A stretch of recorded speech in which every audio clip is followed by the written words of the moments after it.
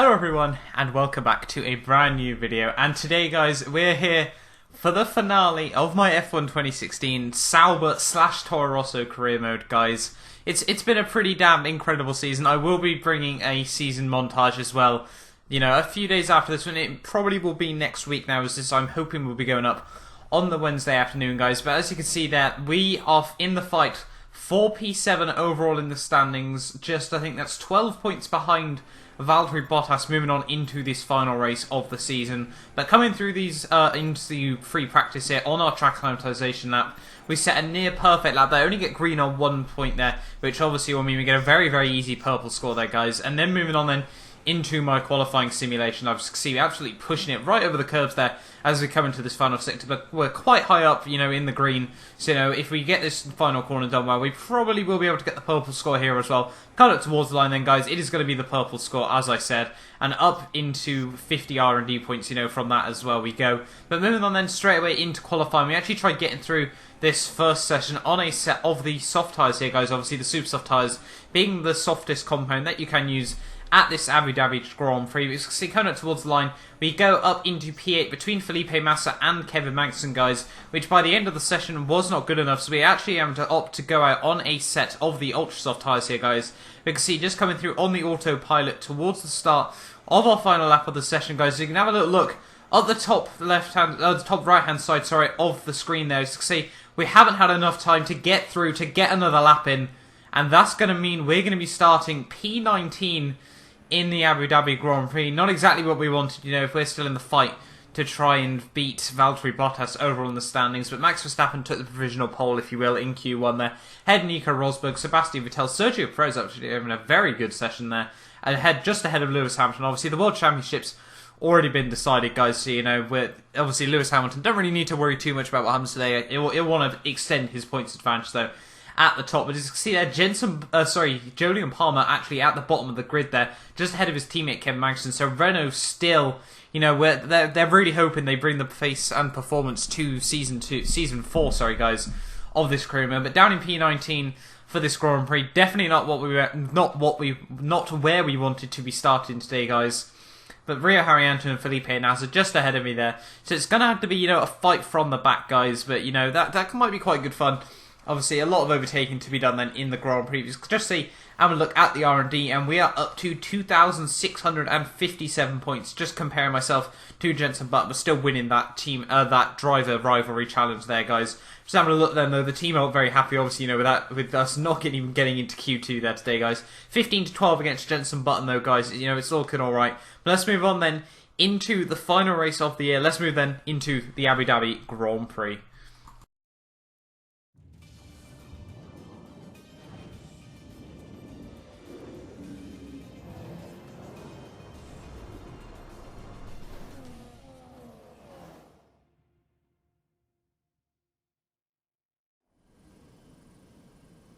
It's twilight here in the United Arab Emirates, and twilight also on another Formula One season. It's been a captivating story throughout the year, but will we see one final dramatic twist before the end?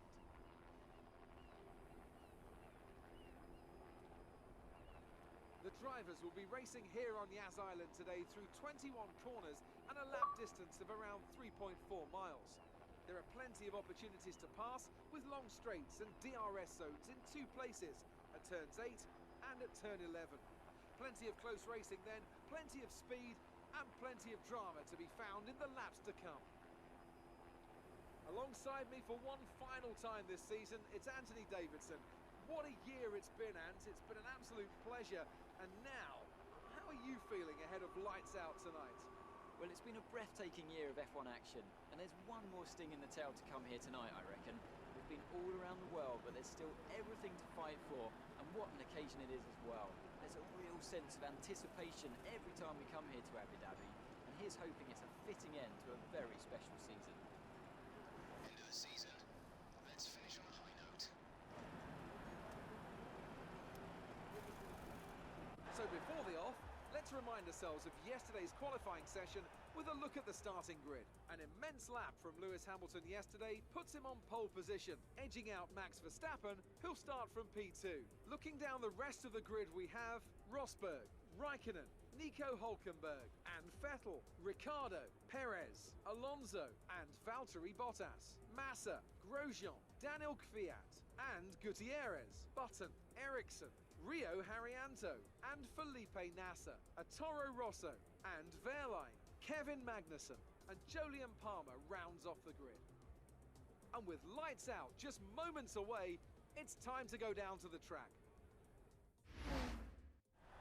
So here we are then, guys, on the grid, ready for the Abu Dhabi Grand Prix. It's going to be a very, very interesting race. Starting down in P19, we need to score as many points as we possibly can here, hoping to overthrow Valtteri Bottas in the standings. But as it's been every race this season, guys, it's going to be an easy one-stop Grand Prix. A set the Super Softs onto a set of the Ultra Softs. We might try and gamble it on a different tyre strategy here, but we're going to just overfuel the car ever so slightly there, guys, and just having a look, seeing how far, if we can try and get these soft tyres as far as we can into this Grand Prix. I want to give myself as many options as we possibly can here, so we're actually going to opt for a set of the soft tyres and then a set of the ultra soft tyres. Obviously, we just want as good tyre wear as we possibly can through all the different, all through the different phases of this Grand Prix. But here we are then, just cutting our way through the traffic on this formation lap, guys. We're going to skip the formation lap now and move on then onto the grid, ready for the Abu Dhabi Grand Prix. 1 light, 2 lights, 3 lights, 4 lights, 5 lights. And away we go for the Abu Dhabi Grand Prix. The lights seem to hold for as long as they possibly could there. We get an absolutely incredible start in comparison to Felipe Nasser and Rio Haryanto. We're going to look up the inside into turn 1, get past another couple of cars there on the outside. I think that was the Haas of Esteban Gutierrez, as well as someone else's. Now we're going up side by side with the Sauber there, and we managed to go up the inside of him and also my teammate Danny Kvyat there. Up into P13 we go straight away in this Grand Prix, and now coming on then into the next couple of corners, we close in absolutely massively on Romain Grosjean. We had such a big gap ahead of us, and there is Valtteri Bottas, our big rival here today. Obviously we need him to stay outside the points, and if we get P4 we should therefore effectively tie with him, but we'll beat him on obviously the fact we've had 1 race win this season back at Italy. But now I'm going to look round the outside of Romain Grosjean. We force him offline there a bit, where we kept our nose around the outside, and we go up into P12 now of the Grand Prix, so already making up 7 positions in this first half lap. Have to take avoiding action there from Valtteri Bottas there, guys. Therefore we're going to have to completely trim the chicane. Obviously we don't want to enter it very, very obscurely back onto the track there. We don't actually lose out any time or any positions there, except the fact Romain Grosjean gets an absolutely incredible run at the chicane. He's going to be able to move up or inside. Are we going to be able to try and look back past him? We then dart to the inside of both him and Valtteri Bottas there, and over to P11 we go. Valtteri Bottas tries holding it on the inside, but we squeeze him out over the curbs, and we move now up into P11 of the Grand Prix here, guys. So an absolutely incredible first half a lap to this Grand Prix here. But now as you can see, moving on to lap 2, Fernando Alonso and Felipe Massa locked into combat here.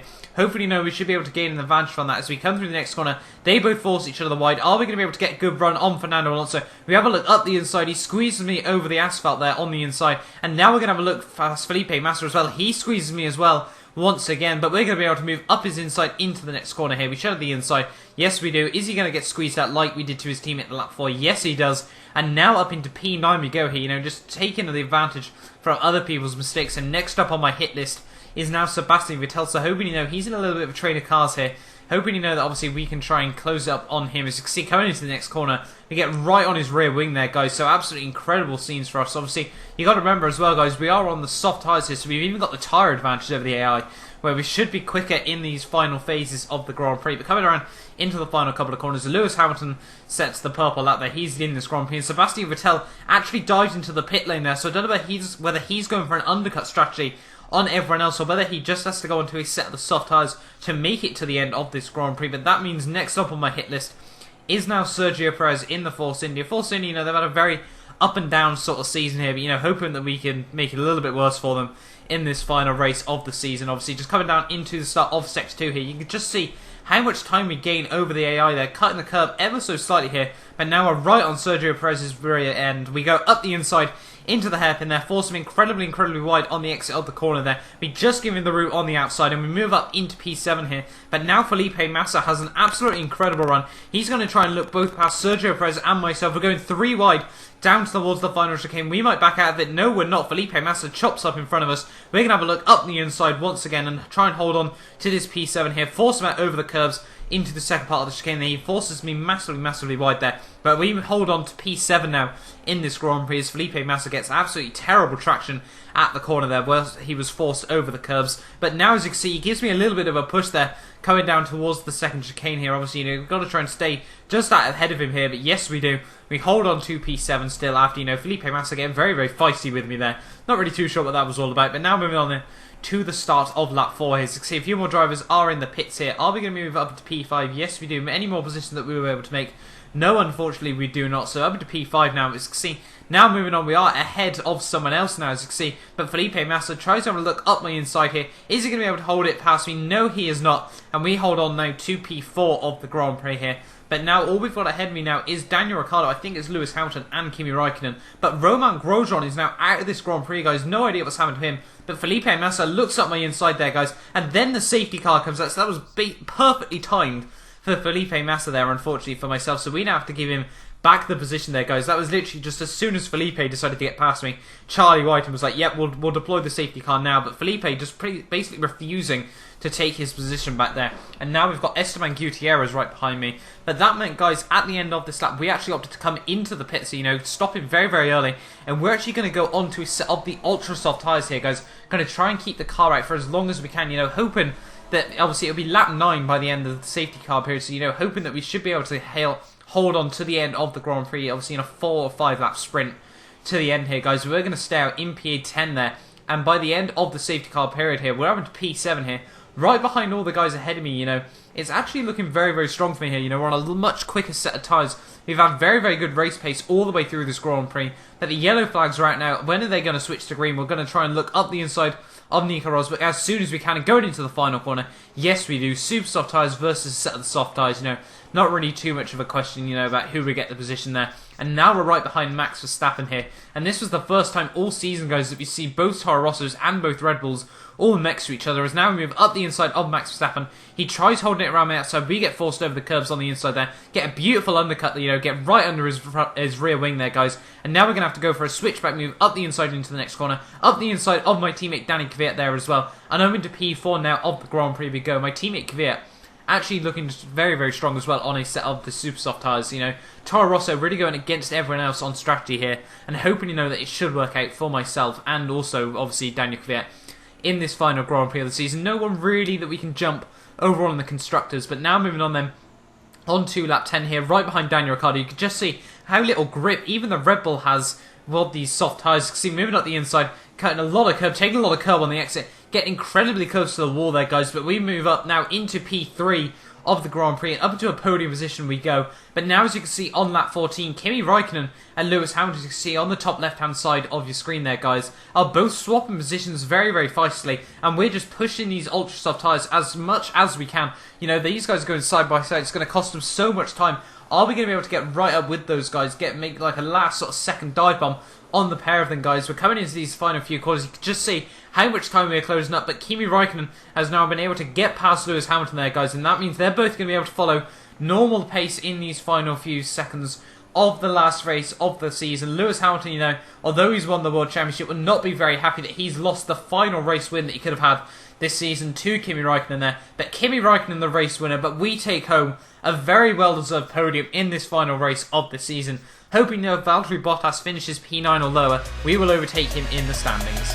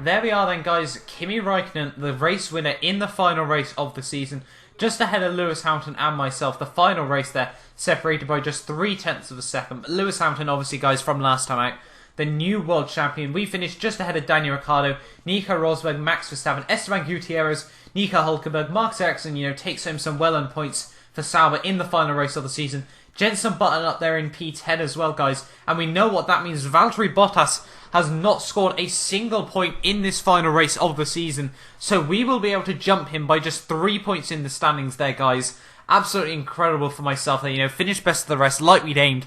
It wasn't looking particularly strong in these final few races leading up to this Grand Prix. We've gone, I think it was 4 races, barely scoring any points in any of them.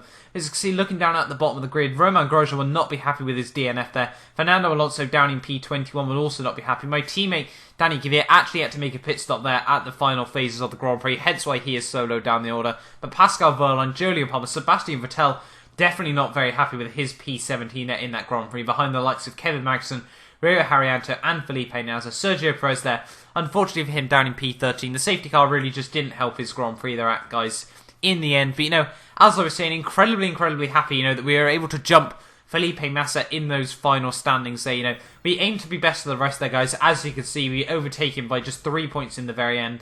But as obviously we knew from Brazil, Lewis Hamilton, the world champion, ahead of his teammate Nico Rosberg, who just couldn't bring the championship challenge to him this year. Maybe next year, Nico, but just ahead there of Kimi Raikkonen. Kimi Raikkonen there, up in 3rd place, just ahead of his teammate Sebastian Vettel. They then saw the Red Bulls in 5th and 6th, and myself in 7th. Just looking further down the grid there, Jenson Button, I think, was down in P9 there, just behind Valtteri Bottas, after his race win at Spain, obviously, quite possibly, apart from my race win at Italy, the luckiest race win we saw all season there, guys. But Mercedes obviously absolutely dominate the Constructors' standings, nearly got 200 points, if I'm not mistaken there, over Ferrari, with Red Bull, just trailing off from those guys a bit as well. Unfortunately, Toro Rosso did not score 100 points over on the standings.